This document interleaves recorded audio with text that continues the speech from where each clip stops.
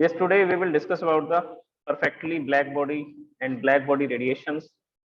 देखिए perfectly black body क्या होती है और ब्लैक बॉडी रेडिएशन क्या होता है, दोनों को डिस्कस कर रहे हैं हम लोग। अब ये परफेक्टली ब्लैक बॉडी का क्या मतलब है?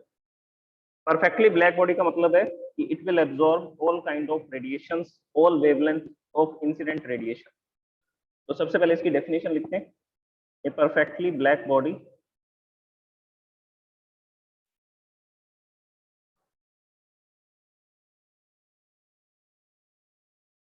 is that which absorbs the radiations of all wavelengths incident on it। देखो मैंने आपको सारी वेवलेंथ के रेडिएशंस बताए थे, अलग अलग। आप वेवलेंथ बोल सकते हैं या आप इसको फ्रीक्वेंसी भी बोल सकते हैं। डिफरेंट डिफरेंट फ्रीक्वेंसी के मैंने आपको रेडिएशंस के बारे में बताया था। देखो फ्रीक्वेंसी और वेवलेंथ दोनों एक दूसरे से रिलेटेड हैं। अगर हम रेडिएशन की बात कर रहे हैं तो जरूर किसकी बात कर रहे होंगे? इलेक्ट्रोमैग्नेटिक वेव्स की बात कर रहे हैं। अब ये जो इलेक्ट्रोमैग्नेटिक वेव्स होती हैं ये किस स्पीड से ट्रेवल करती हैं? तो आंसर है स्पीड ऑफ लाइट से ट्रेवल करती हैं। और स्पीड ऑफ लाइट को किससे लिखा जाता है? कैपिटल सी से। कितनी होती है? 3 × 10⁸ मीटर पर सेकेंड। तो जो भी थर्मल रेडिएशंस होते हैं वो इसी वेलोसिटी से ट्रेवल करते हैं। किसमें? वैक्यूम में। तो ये वैक्यूम के अंदर कितनी वेलोसिटी होती है? ग्लास के अंदर अलग वेलोसिटी होगी, मीडियम अगर आ जाएगा तो मीडियम में इनकी वेलोसिटीज चेंज होती हैं। Okay.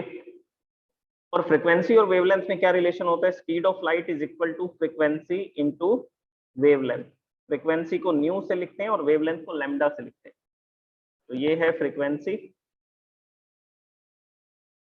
And lambda is representing the wavelength. सबसे पहले ये वेवलेंथ क्या होती है? जैसे मैं यहाँ पर एक वेव को प्रोड्यूस कर रहा हूँ, तो ये एक वेव है और इस वेव में ये क्रस्ट से लेकर के क्रस्ट की जो डिस्टेंस होती है, the distance between the two consecutive crest is called wavelength. या distance between the two consecutive trough is also called wavelength. या ये भी बोल सकते हो कि the distance travelled by the one wave to complete one wave. एक wave जब तक कंप्लीट होती है वो जितनी डिस्टेंस ट्रेवल करेगी उस डिस्टेंस को भी क्या बोला जाता है? उसको भी लैम्डा बोला जाता है, वेवलेंथ। तो वेवलेंथ की 3-4 डेफिनेशन है, अलग अलग डेफिनेशन के बेसिस पे इसको लिखा जा सकता है। So this is the relation between wavelength and frequency. तो ये इसमें रिलेशन होता है। अच्छा, ये जो रेडिएशंस होते हैं इसके लिए आप ये याद रखेंगे कि ये स्पीड ऑफ लाइट से ट्रेवल करते हैं और कौन से रिलेशन को ओबे करते हैं? Frequency into wavelength. और मैंने आपको एक स्पेक्ट्रम बताया था, शायद आपको याद हो। मैंने बताया था कि गामा रेज, सबसे पहले जो इलेक्ट्रोमैग्नेटिक वेव्स होती हैं जिनकी फ्रीक्वेंसी सबसे हायर होती है, तो फ्रीक्वेंसी तो हाईएस्ट है और वेवलेंथ कैसी है? सबसे shortest. Frequency is highest and wavelength is shortest. तो ऐसी जो वेव्स होती हैं उनको गामा रेज बोलते हैं। और आपने ये फॉर्मूला भी शायद कभी पढ़ा होगा, E is equal to H nu. Frequency जितनी ज्यादा होगी उतनी एनर्जी ये कैरी करेंगे। तो गामा रेज जो है वो बहुत हाई फ्रीक्वेंसी की वेव्स हैं और हाई फ्रीक्वेंसी हायर है तो एनर्जी भी ज्यादा होगी। इसके बाद जो इसका मैंने आपको स्पेक्ट्रम में बताया था, second type of waves are X rays. X rays जो होती हैं उसकी फ्रीक्वेंसी गामा रेज से कम होती है और वेवलेंथ गामा रेज से ज्यादा होती है। तो फ्रीक्वेंसी थोड़ी कम होगी तो एनर्जी भी इसमें कम होगी। उसके बाद आएंगी अल्ट्रावायलेट। अल्ट्रावायलेट की फ्रीक्वेंसी और कम होती है, एक्सरे से फ्रीक्वेंसी कम है। फिर आएगा विबग्योर। ये जो विबग्योर है ये भी रेडिएशंस हैं और ये जो रेडिएशंस हैं इसको हम लोग किस नाम से बुलाते हैं? इसको हम लोग बोलते हैं विजिबल लाइट के नाम से। These are all radiations. इसके बाद में आएगा इंफ्रारेड। इंफ्रारेड भी रेडिएशन है, इलेक्ट्रोमैग्नेटिक वेव्स हैं ये भी स्पीड ऑफ लाइट से ट्रेवल करती हैं लेकिन इनकी फ्रीक्वेंसी कम होती है। किससे कम होती है? तो आंसर है रेड से भी कम होती है इसकी फ्रीक्वेंसी। इंफ्रारेड के बाद आएगा इसमें microwaves and radio waves. Microwaves and radio waves, तो इस तरह की ये वेव्स आती हैं इसमें। और ये सारी की सारी क्या है? ये सब इलेक्ट्रोमैग्नेटिक वेव्स हैं, ये डिफरेंट डिफरेंट जो भी मैं आपको बता रहा हूँ, इन सबको रेडिएशन बोला जाता है। अब फ्रीक्वेंसी कहाँ से स्टार्ट होती है? ये वेवलेंथ कहाँ से स्टार्ट होती है? तो आंसर है सबसे शॉर्टेस्ट वेवलेंथ। शॉर्टेस्ट वेवलेंथ किसकी है? गामा रेज की। तो शॉर्टेस्ट वेवलेंथ से लेकर के लॉन्गेस्ट वेवलेंथ रेडियो वेव्स हैं, या इसके बाद इलेक्ट्रॉन वेव्स भी होती हैं। वो इलेक्ट्रॉन वेव्स की जो वेवलेंथ है वो और ज्यादा होती है।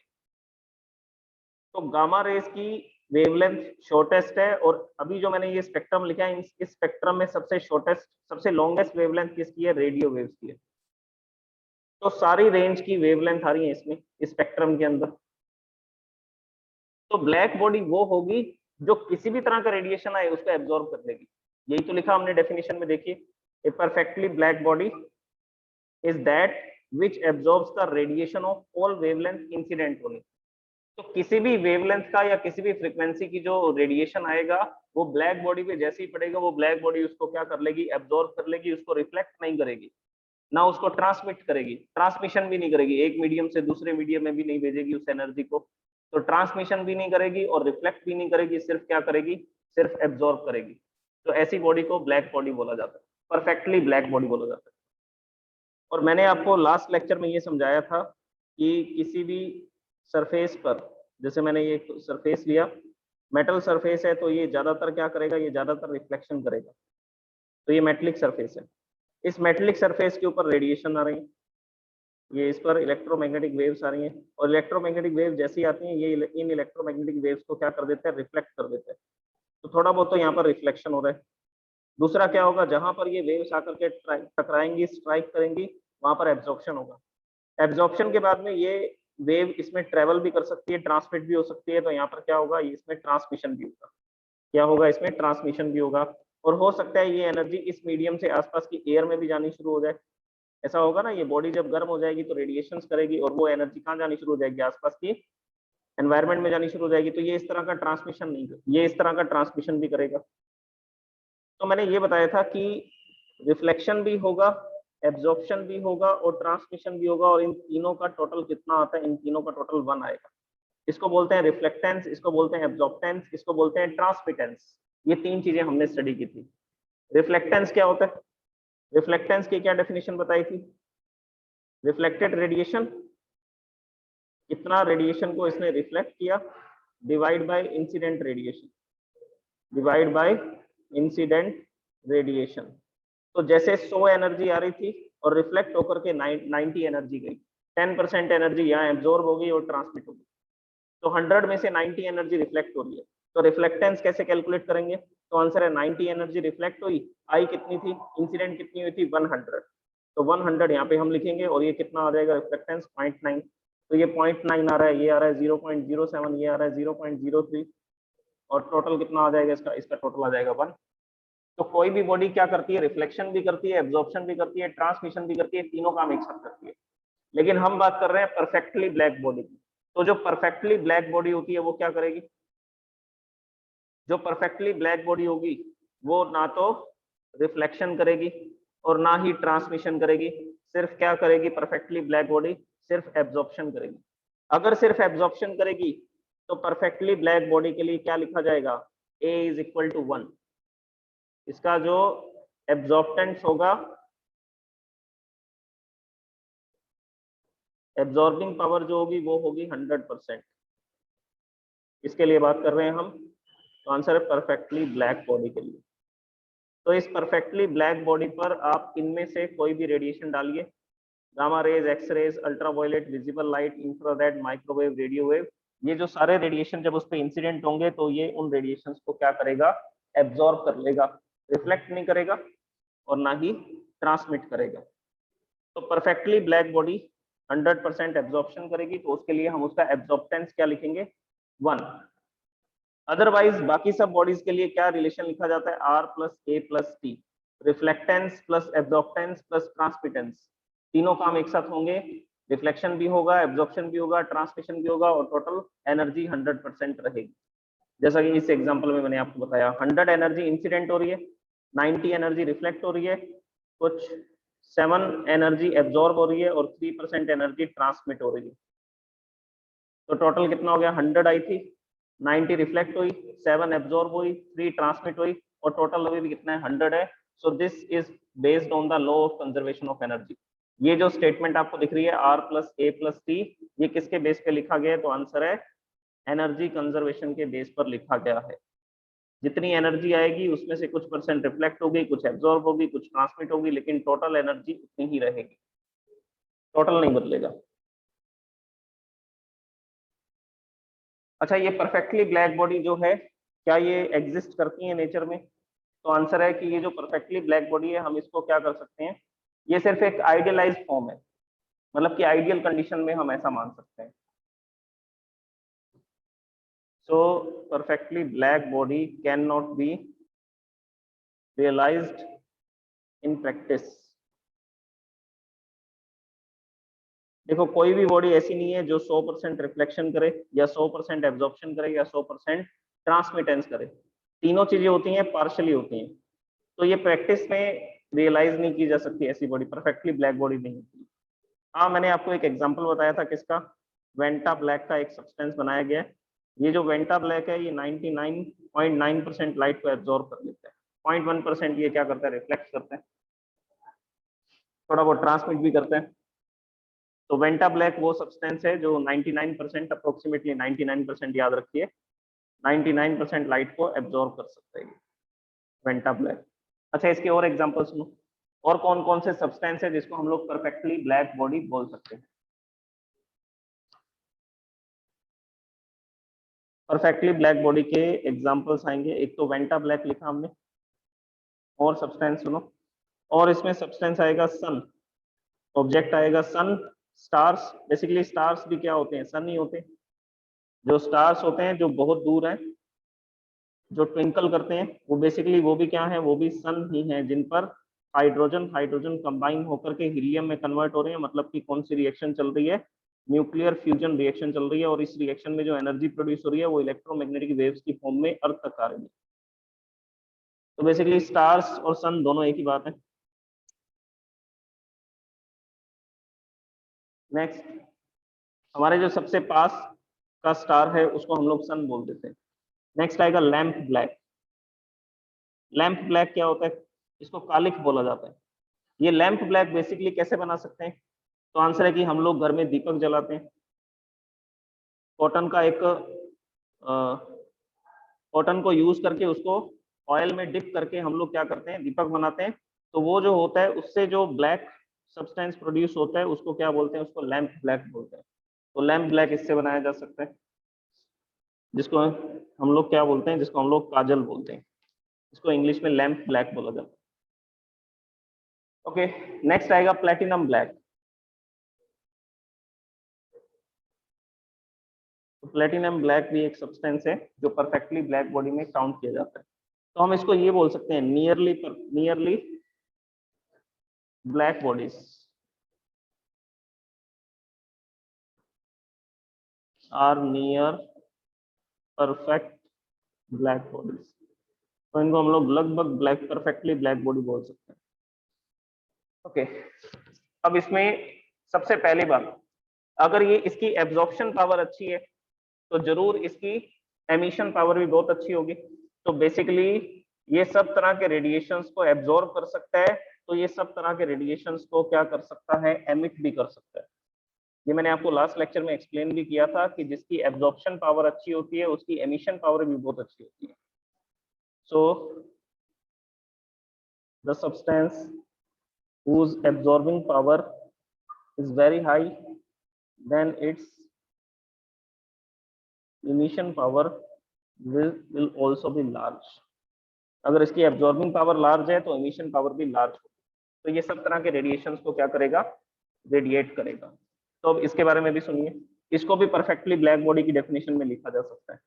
तो हम लिखेंगे when A perfectly black body, या ऐसा बोलेंगे when a body is heated at a sufficient temperature, then it will radiate all kinds of radiation, then we can say that that body is perfectly black body. अगर हमने किसी body को गर्म किया high temperatures पे और वो सब तरह के एमिशन कर रहा है तो इसका मतलब वो ब्लैक बॉडी है। When a perfectly black body is heated, जब ब्लैक बॉडी को गर्म किया जाता है to high temperatures, high temperature पे हीटअप करेंगे, then it emits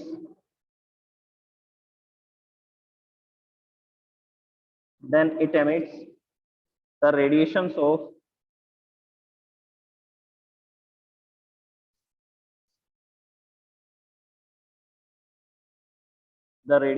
of all possible wavelengths, radiations of all possible wavelengths, and the radiations are called, और इन radiations को क्या बोलते हैं, and the radiations are called black body radiation. Radiations are called black body radiations, or you can say that full radiations.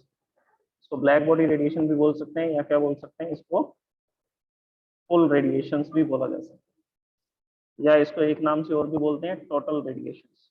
Total radiation का मतलब है कि सब तरह के रेडिएशंस को ये प्रोड्यूस करेगा। So this can also be written as. Okay, तो ये भी परफेक्टली ब्लैक बॉडी की ही डेफिनेशन है। तो ऐसी बॉडी जिसको हम लोग हाई टेम्परेचर पे हीटअप करते हैं, हाई टेम्परेचर पे जैसे ही लेकर के जाएंगे तो वो सब तरह के रेडिएशंस को एमिट करेगा। हर मतलब कि लगभग सब तरह के रेडिएशन निकालेगा, gamma rays, ultraviolet rays, X rays, visible light, VIBGYOR बोलते हैं जिसको, माइक्रोवेव्स, रेडियो वेव्स, इनको रिलीज करेगा, तो हम बोलेंगे वो एक परफेक्टली ब्लैक बॉडी है। तो इसीलिए सन को भी इसी में काउंट किया जा रहा है। सन को और स्टार को परफेक्टली ब्लैक बॉडी में इसीलिए काउंट किया जा रहा है क्योंकि उसकी एमिशन पावर बहुत अच्छी है, और एमिशन पावर जिसकी अच्छी होगी उसकी एब्जॉर्बिंग पावर भी अच्छी होगी। तो बेसिकली सन, अच्छा सन के बारे में तो वैसे भी मैंने आपको एक्सप्लेन कर दिया था। जो सन होता है वो बेसिकली हाइड्रोजन कंबाइन होकर के हीलियम में कन्वर्ट होते हैं। ये न्यूक्लियर फ्यूजन रिएक्शन इसमें चल रही है, और ये इतनी हीट एनर्जी प्रोड्यूस कर रहा है कि वो हीट एनर्जी जो है हम तक आ रही है किस फॉर्म में, in the form of electromagnetic radiation. वो इलेक्ट्रोमैग्नेटिक वेव्स या इलेक्ट्रोमैग्नेटिक रेडिएशन की फॉर्म में आ रही है। और मैंने आपको ये बताया था कि सन के अंदर जब हाइड्रोजन खत्म हो जाएगी, अभी जो हाइड्रोजन है वो 75% बची है, और कितने ईयर्स हो चुके हैं, तो मैंने आपको बताया था 4.5 बिलियन ईयर्स सन की एज है ये, 4.5 बिलियन ईयर्स।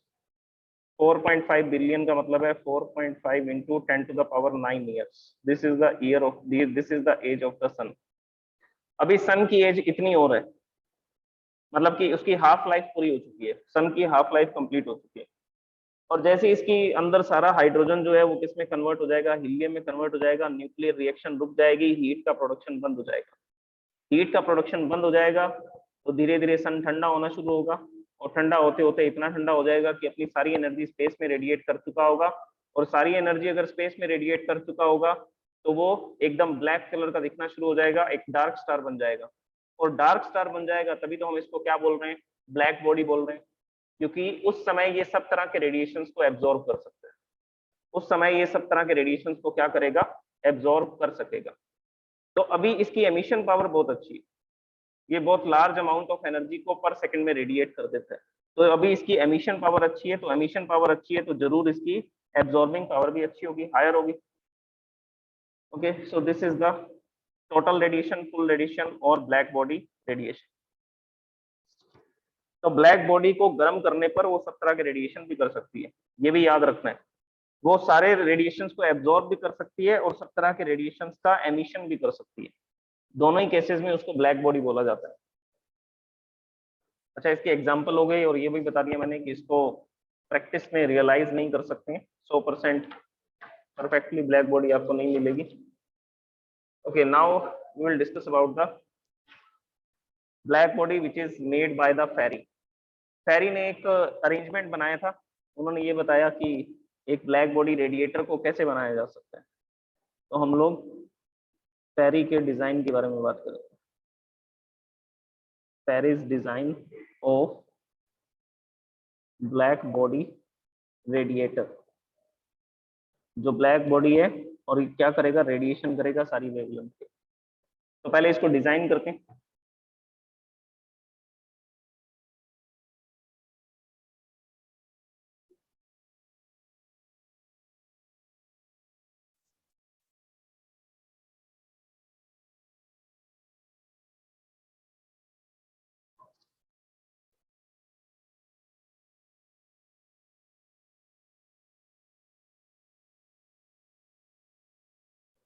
एक इस तरह का ऑब्जेक्ट इन्होंने डिजाइन किया फेरी में।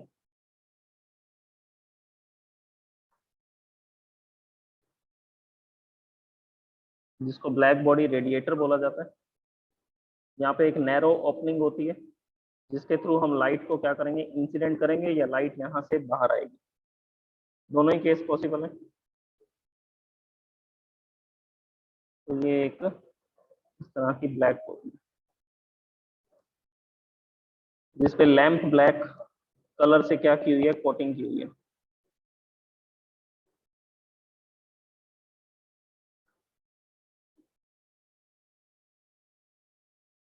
तो इस तरह से इस पर लैंप ब्लैक कलर से क्या कर देते हैं, कोटिंग कर देते हैं।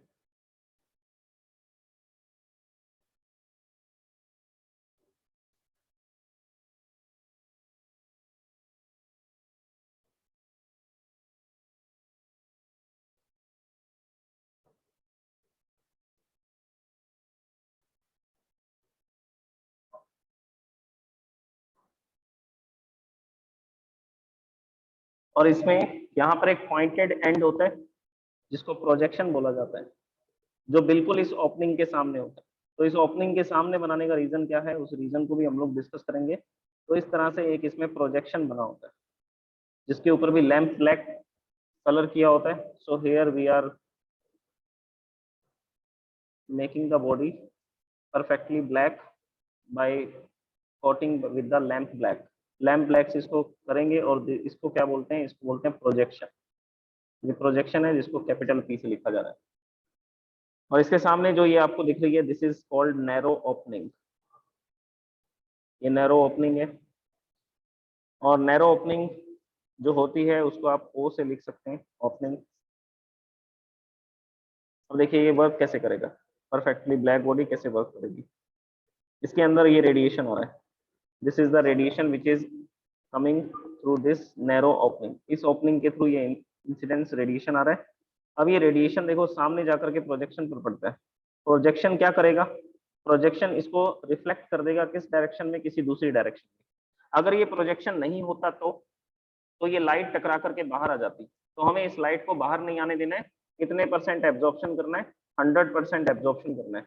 मतलब कि जो भी लाइट इस सिस्टम के अंदर जाएगी वो बाहर नहीं आनी चाहिए। तो यहाँ से जितनी भी लाइट अंदर जाने वाली है वो सारी लाइट इसके अंदर ही रहेगी, इससे बाहर नहीं आनी चाहिए। तो बाहर नहीं आनी चाहिए, इसलिए इसीलिए तो ये प्रोजेक्शन बनाया गया। अगर ये प्रोजेक्शन नहीं होता तो 100% एब्जॉर्प्शन करना है। अगर ये प्रोजेक्शन नहीं होता तो क्या होता, देखिए वो प्रोसेस को भी समझ लीजिए। तो ये सामने वाला जो सरफेस है ये बेसिकली कैसा काम करेगा, आप देखिए ये इंसिडेंट रेडिएशन यहाँ पर आ रहा है। इंसिडेंट रेडिएशन सरफेस पर 90 डिग्री पर इंसिडेंट हो रहा है, मतलब नॉर्मल के साथ वो 0 डिग्री एंगल बनाएगा। ये 10th क्लास में आपने स्टडी किया लाइट चैप्टर में, जब नॉर्मल के साथ 0 डिग्री एंगल बन रहा है तो उसी एंगल पर रिफ्लेक्शन होगा। तो जो लाइट रे सरफेस पर 90 डिग्री पर इंसिडेंट होती है, सरफेस के साथ परपेंडिकुलर या नॉर्मली इंसिडेंट होती है, वो उसी पाथ को रिट्रेस करती है। तो लाइट जब यहाँ पर आएगी टकराएगी और ये इंसिडेंट रेडिएशन टकरा करके वापस यहाँ से बाहर चला जाएगा। तो प्रोजेक्शन अगर नहीं होता तो लाइट ऐसा अंदर जाती और यहाँ से बाहर आ जाती। तो हमें ऐसा नहीं करना है, हमें क्या करना है, हमें 100% एब्जॉर्प्शन कराना है। तो लाइट बाहर नहीं आनी चाहिए, इसीलिए हमने इसके सामने क्या बनाया, प्रोजेक्शन बनाया।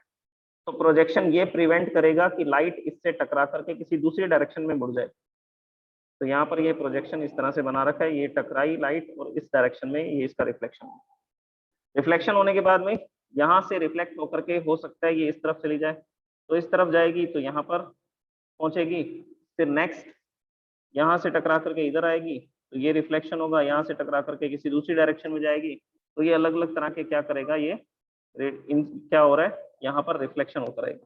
तो नेक्स्ट रिफ्लेक्शन यहाँ होगा, यहाँ रिफ्लेक्शन होने के बाद में फिर किसी दूसरी डायरेक्शन में ये मुड़ जाएगी इस डायरेक्शन में, और फिर इधर आ जाएगी। और लास्ट में जाकर के क्या होगा, ये इंसिडेंट रेडिएशन खत्म हो जाएगा। क्यों, क्योंकि जब भी ये सरफेस पर फॉल होगा तो सरफेस क्या करेगा, एब्जॉर्प्शन करेगा। अभी मैंने आपको एक्सप्लेन किया था, जैसे ये सरफेस है तो यहाँ से अभी मैंने आपको बताया था 100 लाइट आ रही है, रिफ्लेक्ट होकर के 90 जा रही है, बाकी का 10% ये एब्जॉर्ब कर रहा है। तो 100% लाइट में से 90 रिफ्लेक्ट हो जाती है, 10% ये एब्जॉर्ब कर लेता है। लेकिन अगर हम ब्लैक बॉडी की बात कर रहे हैं तो ब्लैक बॉडी में उल्टा होगा, जैसे कि जब ये टकराएगा तो 90% लाइट को एब्जॉर्ब कर लेता है और 10% लाइट को रिफ्लेक्ट करता है। अगर हम किसकी बात कर रहे हैं, ब्लैक बॉडी की बात कर रहे हैं, तो ब्लैक बॉडी में एब्जॉर्प्शन ज्यादा होता है।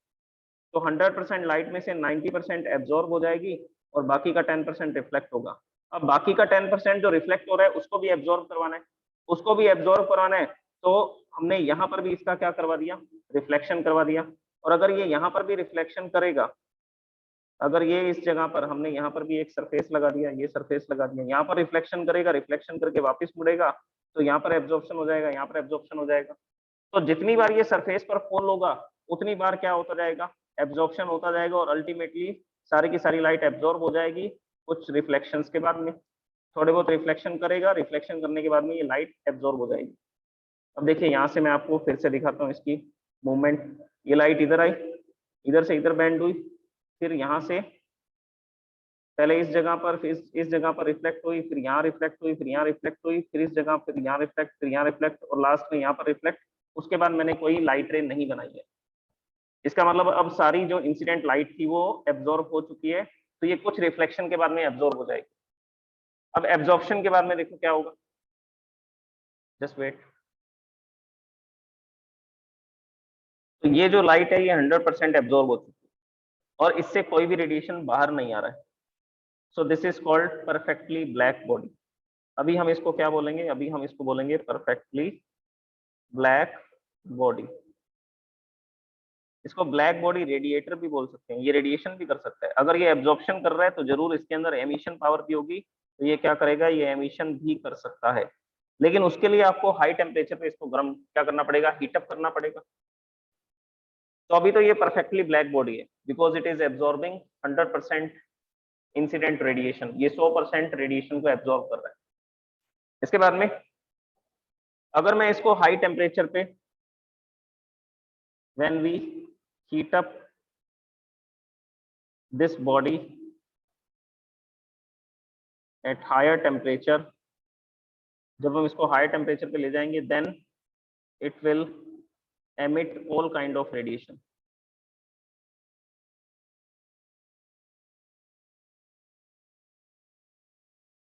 तब ये सब तरह के रेडिएशंस करेगा, X rays, gamma rays, ultraviolet rays, विद योर रेडियो वेव्स, माइक्रोवेव्स।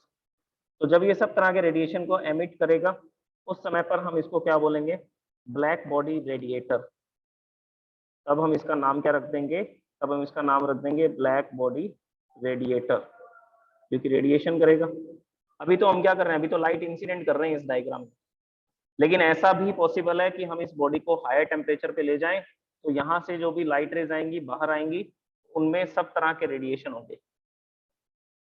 तो जब इसमें लाइट इंसिडेंट कर रहे हैं तब एब्जॉर्प्शन कर रहे हैं, और जब हम इस बॉडी को, पूरी बॉडी को गर्म कर देंगे हाई टेम्परेचर पे, तब उस समय पर ये क्या करेगा, ये रेडिएशन करेगा सब तरह के।